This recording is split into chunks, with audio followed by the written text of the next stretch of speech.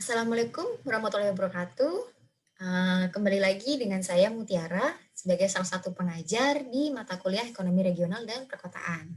Kali ini kita akan membahas pertemuan kelima yang terkait dengan Regional and Interregional Labor Market Analysis. Sebelum kita mulai, kita juga bisa nonton video dulu.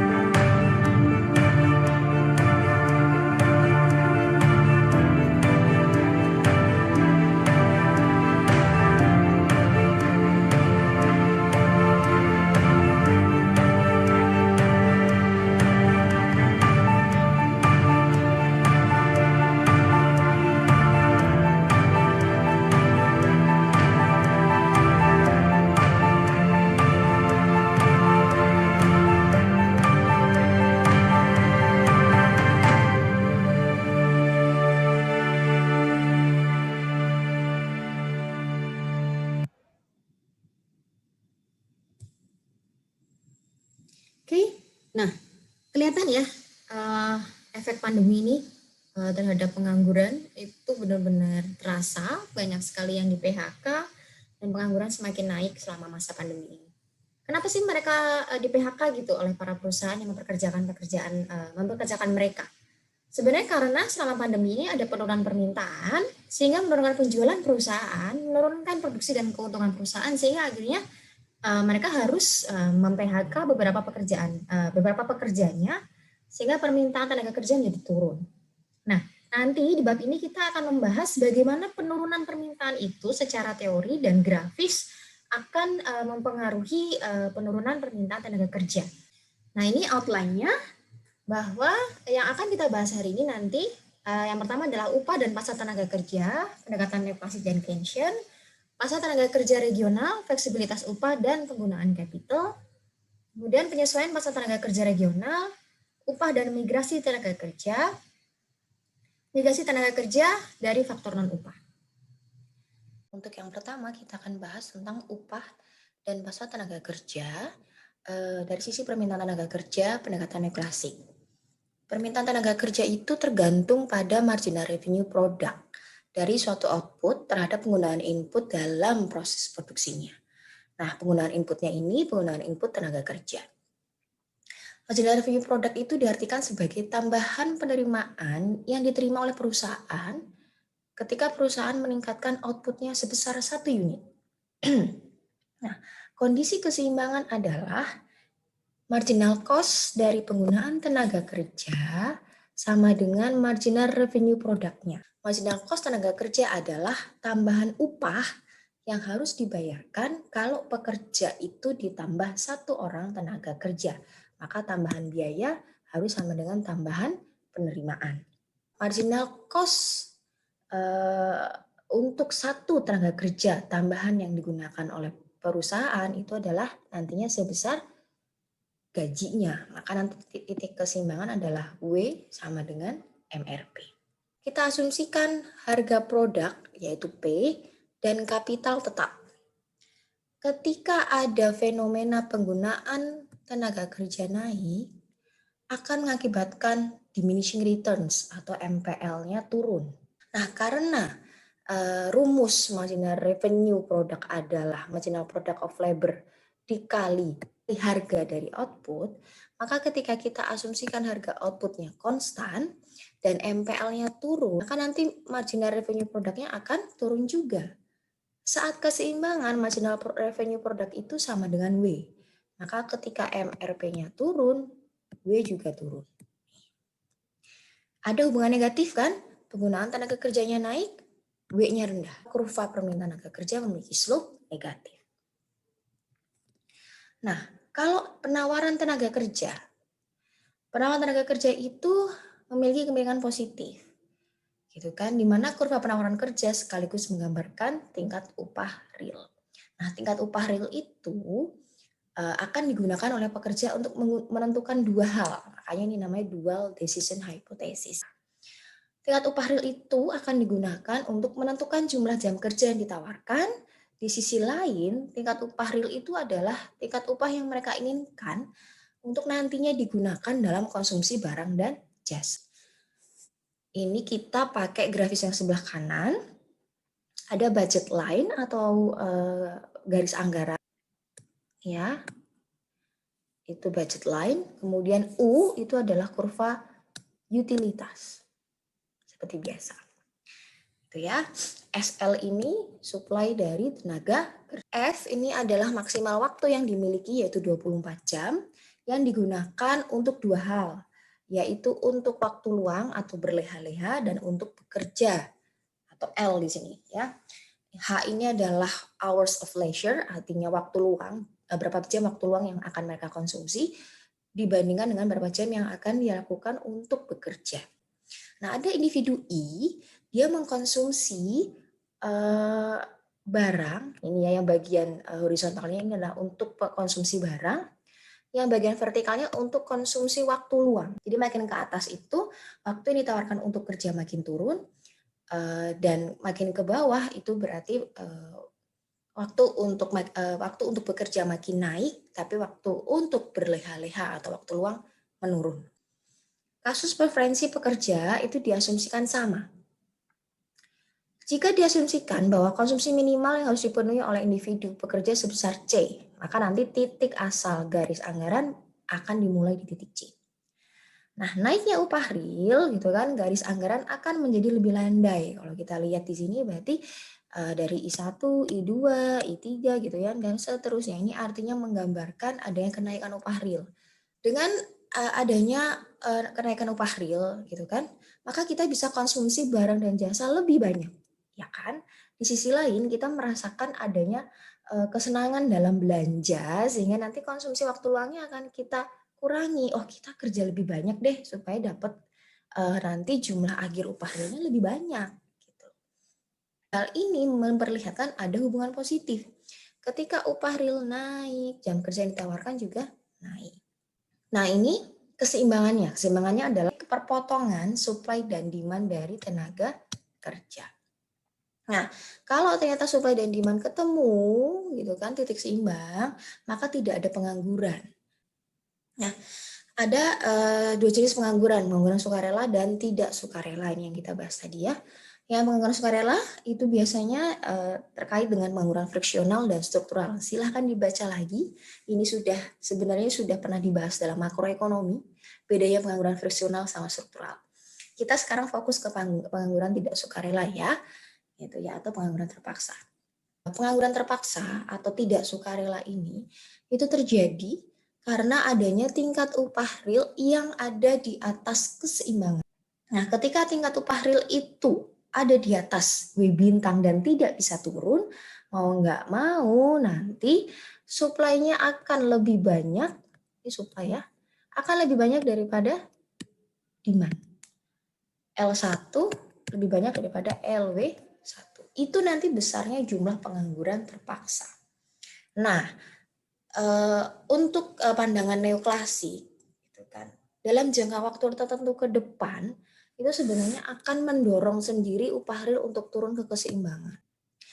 Ini, namun dalam kenyataannya, neoklasik juga berpikir bahwa ada faktor-faktor yang menyebabkan harga upah real itu tidak bisa turun dengan cepat.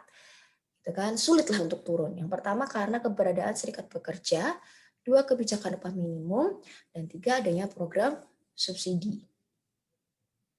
Menurut kaum neoklasik, maka langkah yang harus dilakukan adalah menghilangkan halangan tersebut. Yang pertama, membuat dan memberlakukan undang-undang yang dapat membatasi kekuatan serikat pekerja. Yang kedua, mencabut gitu kan atau menghapus kebijakan upah minimum. Yang ketiga, menghapus program subsidi atau pemberian subsidi hanya boleh dilakukan dalam jangka pendek saja, tidak untuk jangka panjang. Nah, kalau Kenshin beda lagi. Kenshin ini upah real relatif kaku untuk bergerak turun. Ini awalnya mungkin mirip ya, neoklasik juga berpikir sebenarnya agak sulit gitu kan untuk turun. Tapi dengan adanya penghapusan halangan tersebut, W bisa turun ke W bintang, W bisa turun ke titik keseimbangan. Tapi kalau Kenshin bilang bukan itu solusinya. Susah buat turun. Pasti nanti proses tawar-menawarnya rumit. Tiba-tiba nanti upah minimum dihapuskan, pasti akan ada banyak demo juga. Sehingga mustahil menghilangkan pengangguran terpaksa itu dihilangkan tuh mustahil dengan cara menghapuskan halangan tersebut atau dengan cara menurunkan tingkat upah. Kebijakan yang tepat ya apa? Ya menggeser permintaan tenaga kerja ke kanan atas. Sehingga nanti penganggurannya terserap dan upah keseimbangannya ada di tingkat W1. Oke, lalu kita masuk ke topik kedua, yaitu pasar tenaga kerja regional, fleksibilitas upah, dan dan penggunaan modal. Gitu ya. Nah, ini menggambarkan bagaimana pasar tenaga kerja merespon kalau ada pergerakan ke bawah upah. Bahwa tadi kita sudah dibahas sebelumnya bahwa upah itu memang sulit turun ke bawah gitu ya. Dan ada beberapa solusi yang ditawarkan oleh neoklasik dan Keynesian. Cuma dalam hal ini memperlihatkan kalau ternyata upah itu bisa turun, efeknya gimana sih? Dan bagaimana pasar tenaga kerja lokal itu atau pasar tenaga kerja regional itu merespon hal tersebut. Kalau misalkan posisi awalnya ada di upah W1, itu kan di atas keseimbangan ya, karena keseimbangan adalah W bintang, supply sama dengan demand dari permintaan dan penawaran tenaga kerja. W-nya awalnya ada di W1. Kalau W-nya ada di W1 kan ada pengangguran terpaksa ya. Itu kan involuntary unemployment. Nah, kalau ternyata ada penurunan tingkat upah, maka efeknya atau kebijakan-kebijakan yang bisa diambil oleh perusahaan di tingkat regional itu dapat dilihat dari beberapa alternatif. Pengaruh pertama, ini berdasarkan pada teori neoklasik, gitu kan, yang menyebabkan perubahan dalam permintaan dan suplai tenaga kerja. Artinya ya nanti dengan sendirinya pada jangka waktu tertentu kalau upahnya lebih besar daripada W bintang, upah itu bisa turun kok ke W bintang dengan berjalannya waktu gitu kan, atau mungkin dengan cara menghapus rintangan-rintangan yang tadi 3 itu tadi dibahas, sehingga nanti bergeraklah W-nya ke W bintang gitu kan. Lalu yang namanya pengangguran terpaksa hilang dan kembali ke titik keseimbangan L bintang untuk supply dan demand-nya si labor. Ini ditunjukkan oleh locus A atau kita sebut juga dengan Pigot effect. Jadi locus A itu memperlihatkan bahwa tidak ada kesulitan W turun ke W bintang dan pengangguran terpaksa hilang. Ini seperti yang pertama disebutkan oleh teori neoklasik. Pengaruh kedua. Nah, ternyata sebenarnya ada pengaruh kedua dengan menggunakan model pengganda pengeluaran pendapatan. Ketika ada penurunan upah tadi dari W1 ke W bintang, itu sebenarnya ada efek lanjutan. Ada efek tambahan yang disebut di pengaruh kedua. Gitu kan? Pengaruh keduanya gimana? Tingkat konsumsi lokal itu jadi turun. Kenapa turun? Nih, misalkan konsumsi lokal atau konsumsi masyarakat regional itu rumusnya adalah di C sama dengan jumlah upah yang diterima dikali dengan jam kerjanya. Ya kan berarti itu pendapatan mereka dong. Mereka jam kerja 5 jam, 1 jam dibayar 100.000, mereka pendapatannya bisa mendapatkan 500.000 per hari. Nah berarti kan konsumsinya berdasarkan itu. Nah kalau upah lokalnya turun, maka perusahaan akan memiliki persepsi bahwa nantinya tingkat konsumsi bisa turun juga. Tingkat konsumsi regional bisa turun juga. Sebesar apa? Sebesar penurunan W. Kalau jam kerjanya tetap, kemudian W-nya turun, ya pasti konsumsi juga turun. Itu loh. Nah, ini nanti kan menjadi bayangannya si perusahaan, oh ke depan konsumsi bakal turun nih, karena upahnya turun. Nah, itu akan menyulitkan perusahaan juga. Karena apa? Penurunan konsumsi tingkat regional itu akan menurunkan permintaan agregatnya di level regional, gitu loh. Nah, kalau permintaan agregat turun kan Y turun, ya kan? AD tingkat regional turun, maka PDRB turun. Ingat kan di makro, AD itu mempengaruhi pendapatan nasional. Juga begitu di tingkat regional. Agregat demand regional turun ya PDRB regional, PDRB itu sudah regional ya. Pendapatan domestik regional bruto juga akan turun. Nah, ini kan akan mengurangi penerimaan perusahaan. Nah, dengan menurunnya pendapatan tersebut, perusahaan pendapatannya juga ikut berkurang, sehingga mau nggak mau perusahaan akan menurunkan pengeluaran, melakukan penghematan. Gitu. Penghematan perusahaan kayak apa? Ya mungkin nanti ke depannya nggak akan ada investasi baru atau membatalkan investasi yang direncanakan. Hal ini nantinya akan menurunkan apa? Permintaan tenaga kerja. Ya iya, saya akan melakukan penghematan. Mungkin dengan penghematan jangka pendek, mungkin dengan mengurangi jumlah tenaga kerja, atau ke depannya kalau investasinya turun ya pasti tidak ada penyerapan tenaga kerja baru. Gitu, karena tidak ada lagi pembukaan perusahaan baru, tidak ada investasi baru yang akan dilakukan. Gitu kan. Di sisi lain perusahaan juga mungkin ke depannya karena ada penghematan dan pengurangan penggunaan input, perusahaan akan membatalkan pesanan dari supplier mereka. Nah, ini kontraksi dalam penggunaan input. Gitu. Jadi dari supplier mereka, input mereka, mereka potong konsumsinya, mereka potong pengeluaran perusahaannya. Efeknya apa di dalam grafik?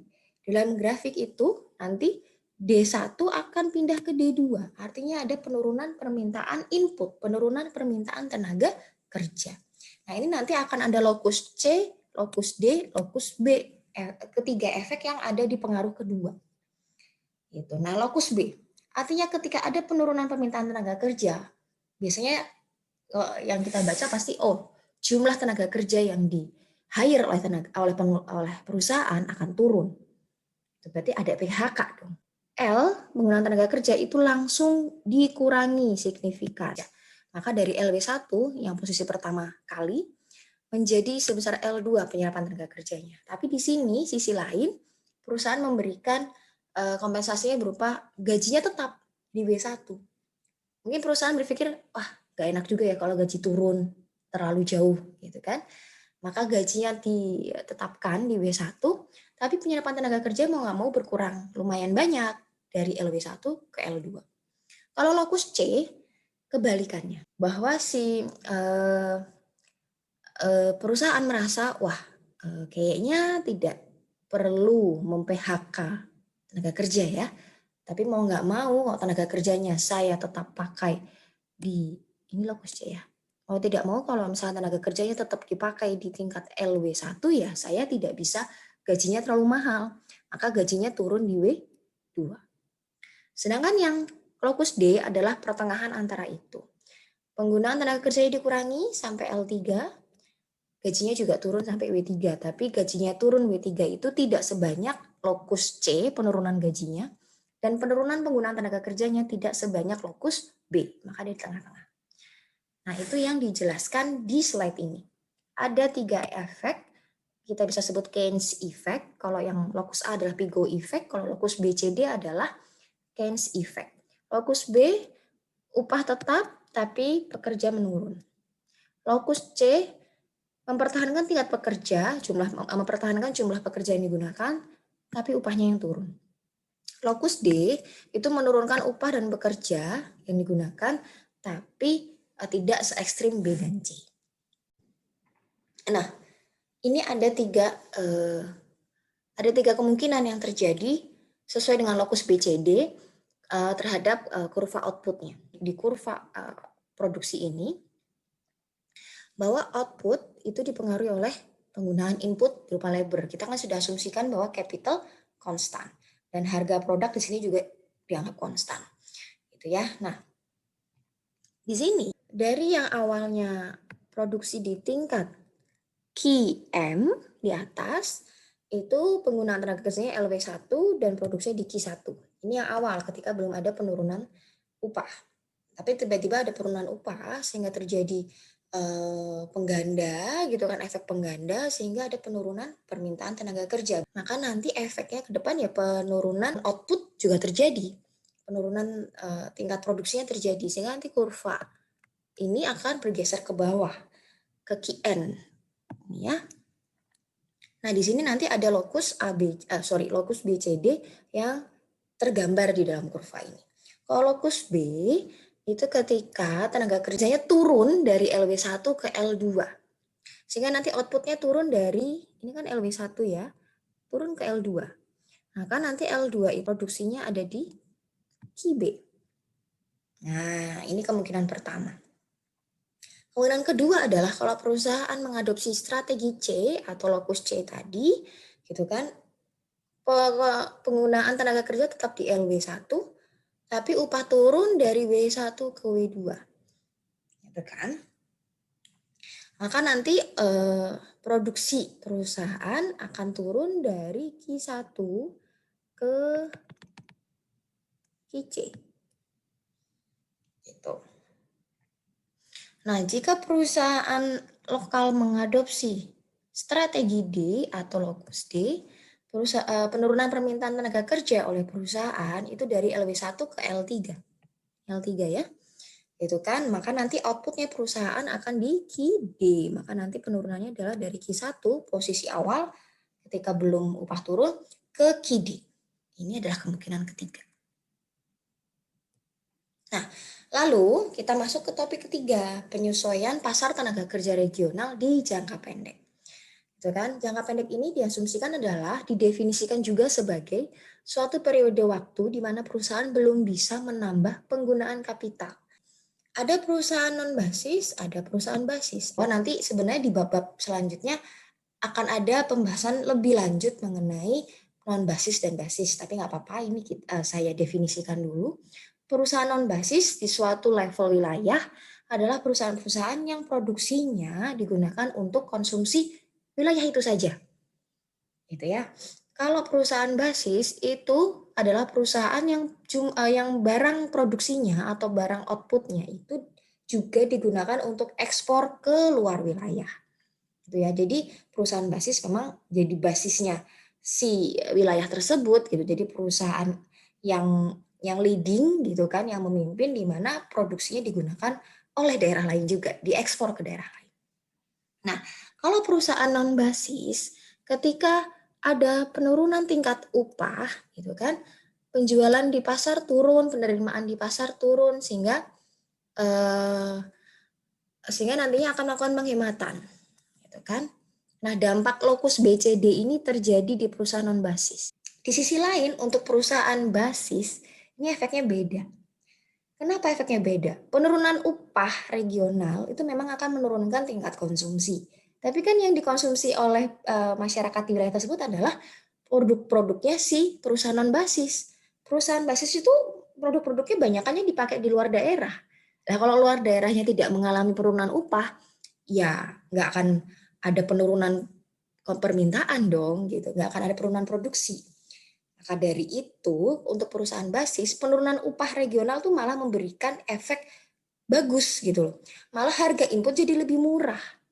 Gitu kan. Mereka bisa menambah produksi dengan harga input lebih murah dan ditambahlah ekspor-ekspor produk mereka keluar daerah. Gitu. Nah, perusahaan ini nantinya akan mempekerjakan lebih banyak tenaga kerja karena W-nya turun. Maka lokus A-nya terjadi di sini. Maka kita bisa bilang gitu kan. Dalam jangka pendek sebenarnya lokus A itu untuk perusahaan-perusahaan basis, lokus B, C, D itu bisa terjadi untuk perusahaan-perusahaan yang sifatnya non basis. Nah, ini adalah jangka panjangnya. Untuk perusahaan yang khususnya bersifat basis, gitu kan, dalam jangka panjang, ketika upah tenaga kerja itu murah, pasti kan mereka akan mengalami peningkatan kapasitas produksi karena input lebih murah, gitu kan, ada kesempatan untuk produksi lebih banyak. Ini menarik investor baru dari luar daerah. Oh, daerah tersebut perusahaannya ini ya bisa tumbuh dengan baik. Artinya lingkungan investasi, lingkungan usaha di situ baik. Inputnya murah, itu kan yang terutama di sini ya. Efeknya apa? Ya permintaan tenaga kerjanya ya jadi naik juga gitu loh. Ini digambarkan dengan pergeseran kurva permintaan D1 ke D2.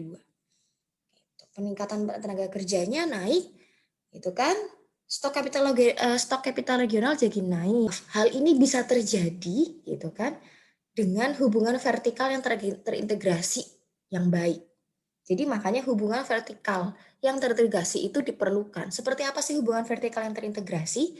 Itu adalah adanya hubungan antara input lokal dengan output yang diekspor gitu. Jadi hubungannya adalah inputnya diambil dari lokal, tapi barangnya adalah orientasi ekspor. Tapi ternyata sebenarnya ada dampak negatif juga loh dari kasus ini.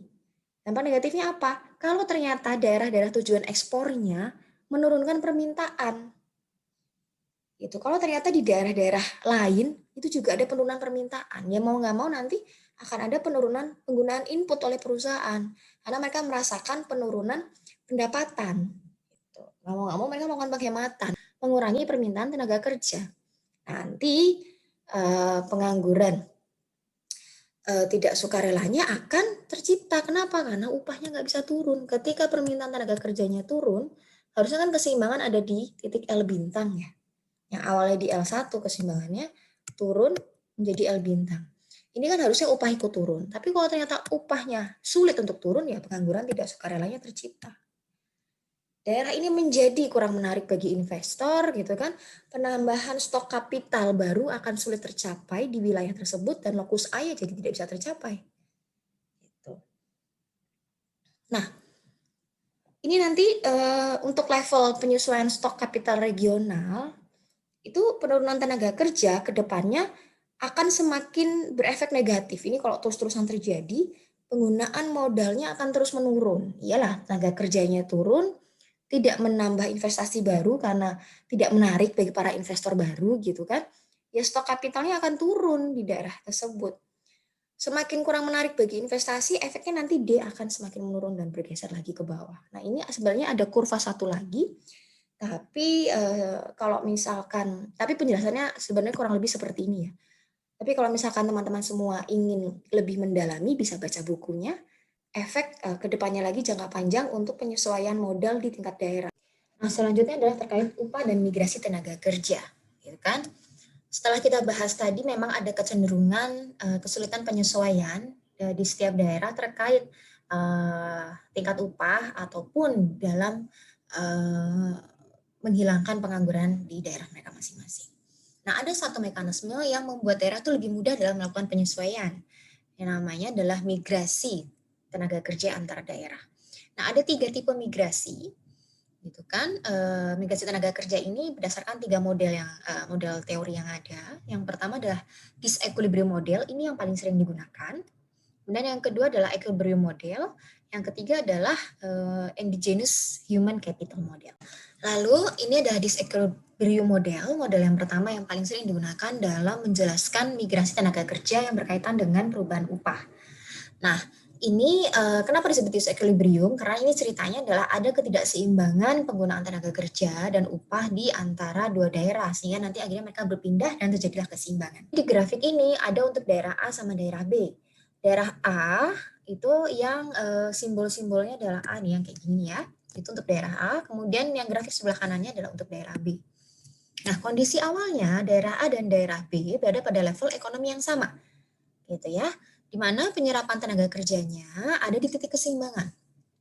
Titik keseimbangan pertama adalah upahnya sama-sama di WA dan WB, gitu kan. Kemudian penggunaan tenaga kerjanya untuk daerah B di LB dan daerah A di LA. Kemudian tiba-tiba A mengalami penurunan permintaan tenaga kerja, sedangkan B mengalami kenaikan permintaan tenaga kerja. Jadi mereka mengalami shifting dalam permintaan tenaga kerja yang berbeda. Efeknya apa? Ketika ada penurunan permintaan tenaga kerja, ya kan harga tenaga kerjanya turun, maka upah real di daerah A turun dan upah real di daerah B jadi naik karena permintaan tenaga kerja di sana naik. Penggunaan tenaga kerjanya juga jadi berbeda. Yang di LB jadi lebih besar karena dia berpindah ke LB1, yang di LA jadi lebih kecil dan dia berpindah ke LA1. Jadi ini seharusnya saya bisa bilang nih LB1 yang lebih besar daripada LA1. Gitu ya. Nah, ketidakseimbangan pada upah ini gitu kan, upahnya kan jadi berbeda. Awalnya mereka sama di WA dan WB, kemudian berubah jadi WB1 naik gitu kan untuk yang B dan turun untuk yang A. Itu kan berarti ada ketidakseimbangan sebesar WB1 kurangi WA1. Dan ketidakseimbangan juga penyerapan tenaga kerja sebesar LB1 kurangi LA1. Ada ketidakseimbangan ini jadi sinyal bagi tenaga kerja yang tadinya tidak digunakan di daerah A, dia merasa, oh saya pindah saja ke B. Gitu. Kenapa? Karena B juga memberikan upah yang lebih tinggi. Ini lebih menarik bagi tenaga kerja untuk berpindah dari A ke B. Akhirnya apa? Suplai tenaga kerja jadi turun di daerah A. Karena yang A pada pindah semua ke B. Itu kan, maka bergeserlah kurvanya ke kiri. Gitu kan. Kemudian upahnya jadi naik sampai WA. Kan ini naik. Gitu. Kemudian di dalam daerah B, suplai tenaga kerjanya jadi naik karena perpindahan itu tadi. S-nya geserlah. Ketemu di keseimbangan yang baru. Gitu kan? Ketika kebanyakan suplai, harga produk tersebut akan turun, begitu kan? Di sini juga sama. Ketika kebanyakan suplai tenaga kerja, maka harga tenaga kerjanya turun. Maka di sini turun di upah realnya daerah B, sehingga ketemulah titik seimbang. Nah, sebenarnya ini artinya sebenarnya kalau belum sampai seimbang upah realnya, mereka akan terus berpindah. Nah, kedua daerah itu akan terjadi perhentian perpindahan tenaga kerja kalau WA sudah sama dengan WB. Maka ini titik pemberhentiannya. Gitu kan? Nah, kondisi akhirnya memang upahnya akan kembali ke posisi awal yaitu WA sama dengan WB. Namun ternyata ukuran ekonomi jadi berubah. Kenapa? Karena ketika suplai A-nya itu menurun, maka nanti penyerapan tenaga kerjanya juga makin turun ke LA2. Gitu ya. LB-nya yang punya daerah B, yang tadinya LB1, gitu kan, jadi malah makin naik karena suplainya naik ke LB2. Gitu. Jadi penggunaan tenaga kerjanya jadi lebih banyak di B jauh daripada si A. Maka kan berarti istilahnya mereka produksi lebih banyak dong, kan inputnya lebih banyak yang digunakan. Produksinya si B jadi lebih banyak daripada si A. Jadi ukuran ekonominya si B jadi lebih besar daripada A. Ini terkait dengan efisiensi yang tercapai kalau ada migrasi tenaga kerja. Ceritanya ada dua daerah, itu stok kapital yang sama, gitu kan, dan pola permintaan yang sama. Nah, tapi X itu memiliki marginal product dan upah real yang lebih tinggi. X. Kalau daerah Y, gajinya atau upah realnya ada di WY1. Jadi ada ketidakseimbangan ya. Upah itu lebih tinggi di daerah X. Tenaga kerja di daerah Y akan mendapatkan sinyal gitu kan, bahwa nanti akan ada peluang kenaikan upah real kalau mereka berpindah dari Y ke X. Sehingga nanti sampailah ke titik keseimbangan di E. Di mana upah realnya adalah upah real yang sama untuk dua daerah yaitu BI. Kalau tadi nggak seimbang, itu ada DWL. Nah, tapi ketika tenaga kerjanya itu berpindah, maka upah realnya ada di tingkat keseimbangan dan penyerapan tenaga kerjanya di X adalah sebesar LX dan di Y adalah sebesar LY, maka nanti segitiga FG itu hilang. Ini namanya Wheeler gain. Lalu yang slide selanjutnya, ini adalah masih disequilibrium model, tapi kalau kondisinya kedua daerah memiliki stok kapital yang berbeda. Daerah X dan Y memiliki stok kapital yang berbeda dan keseimbangan starting di titik E. Tapi ternyata tiba-tiba di daerah X masuklah investasi baru yang merupakan perpindahan investasi dari daerah lain ke X. Sehingga nanti di X ada permintaan tenaga kerja yang lebih banyak. Keseimbangan baru berarti di titik C dengan upah realnya di WE aksen dan penyerapan tenaga kerjanya jadi lebih banyak di X, yaitu sebesar LX aksen. Kalau ternyata ada ketidakseimbangan di upah real setelah kondisi terbaru ini di G, ternyata ada ketidakseimbangan upah real, misalkan harga di WX1, gitu kan, maka akan semakin ada lagi migrasi tenaga kerja, gitu kan, dari wilayah Y ke wilayah X. Nah, pada kondisi ini nanti ya WX1 akan tetap turun lagi ke WE aksen ke titik keseimbangan kalau sudah ada migrasi dan DWL akan hilang. Maka nanti DWL yang hilang adalah sebesar segitiga GCH. Bukan lagi EFG tapi GCH. Di sisi lain gitu kan, karena kapital naik di X dan tenaga kerja bermigrasi dari Y dan X, lama-kelamaan permintaan tenaga kerja di wilayah Y akan turun. Titik keseimbangannya di awal yaitu WI. Tapi di sini dengan keseimbangan penawaran tenaga kerja yang berbeda. Gitu ya, kalau kita lihat ke bawah. Yang awalnya ada perpindahan tenaga kerja akibat ketidakseimbangan upah, kemudian menurun ke tingkat keseimbangan WE aksen, ternyata jangka lebih panjangnya lagi permintaan tenaga kerja di Y itu lebih kecil, keseimbangannya jadi WE. Nah, penyerapan tenaga kerjanya jadi jauh lebih banyak di daerah X daripada daerah Y. Yang kedua, ini model yang sebenarnya adalah kritik dari disequilibrium model, bahwa perpindahan tenaga kerja pada model ketidakseimbangan tadi, model disequilibrium itu sebenarnya secara kenyataan nggak benar-benar terjadi, tidak benar-benar seperti itu. Pertama, untuk menghitung upah real saja biasanya tiap daerah memiliki keterbatasan. Kedua, besarnya upah real itu, gitu kan, sebenarnya tidak hanya menggambarkan jasa mereka dalam proses produksi, tapi sebenarnya tidak murni hanya karena bayaran atas kerja. Tapi juga sebagian biaya upah itu adalah kompensasi untuk biaya dari para pekerja yang harus mereka keluarkan kalau mengakses fasilitas-fasilitas lingkungan. Sehingga sebenarnya kalau kita mau bilang mereka berpindah hanya karena perbedaan upah, itu jadi kurang cocok. Gitu kan? Seharusnya memasukkan faktor fasilitas lingkungan.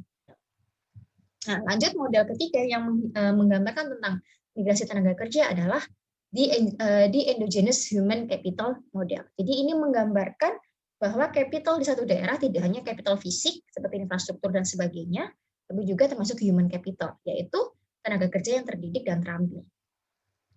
Semakin tinggi level human capital, semakin terampil dan terdidiklah tenaga kerja. Maka, gitu kan, akan semakin tinggi biaya dan waktu yang perlu dikeluarkan oleh si individu untuk mendapatkan pendidikan atau pelatihan. Tenaga kerja terdidik itu akan menerima pekerjaan yang tawaran gajinya itu paling tidak sama dengan atau lebih besar dari upah minimum yang mereka harapkan secara personal. Jadi memilah-milah tenaga kerja terdidik itu, memilah-milah pekerjaan dengan tawaran gaji yang sesuai dengan harapan personal. Tenaga kerja terdidik, gitu kan, semakin besar potensinya untuk menerima gaji yang tinggi karena mereka semakin terdidik dan semakin terampil dong, pasti lebih mahal bayaran gajinya. Akibatnya, gitu kan, tenaga kerja yang terdidik memiliki proses pencarian pekerjaan yang lebih lama karena mereka memilih-milih pekerjaan mana yang sesuai dengan harapan saya, seperti itu. Tenaga kerja terdidik juga jadi lebih cenderung mencari kesempatan kerja sampai ke daerah-daerah lain yang sesuai dengan harapannya.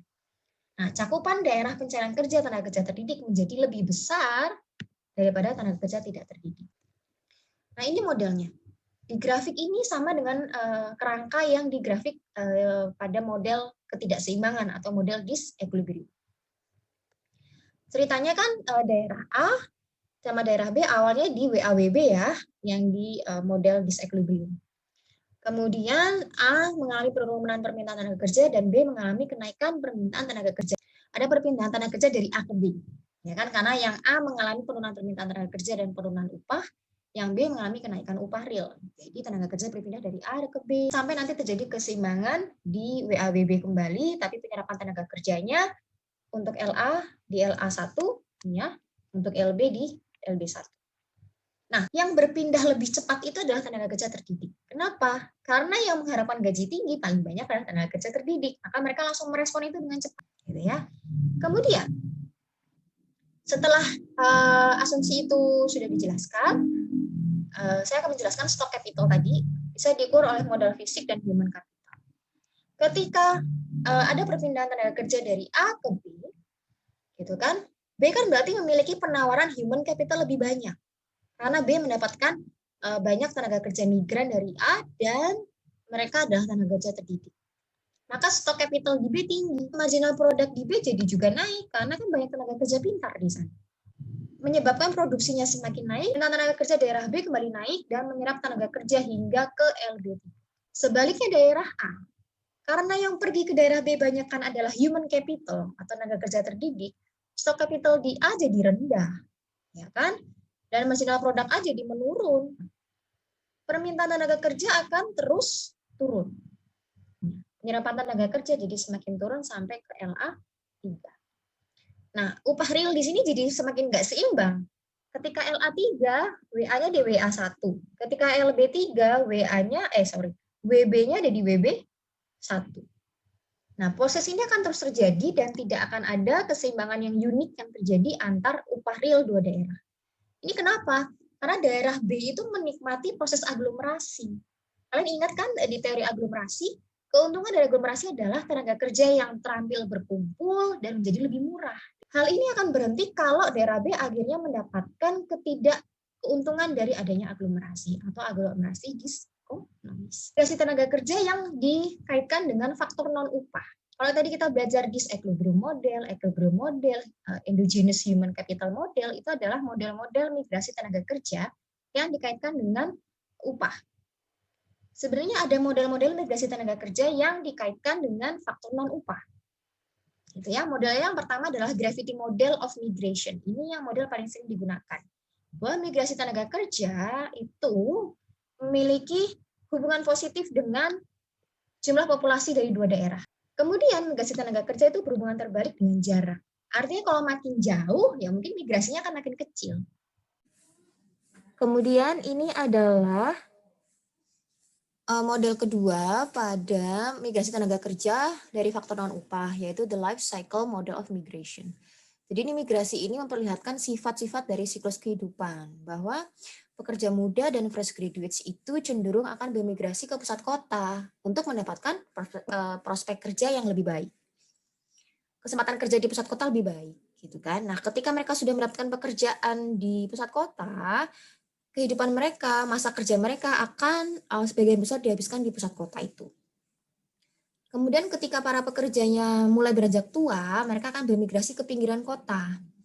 Nah, pekerja-pekerja yang tua tadi yang sudah bermigrasi, nanti di daerah pusat kota akan digantikan oleh pekerja muda yang baru masuk juga. Jadi seperti itu, ada siklus kehidupan.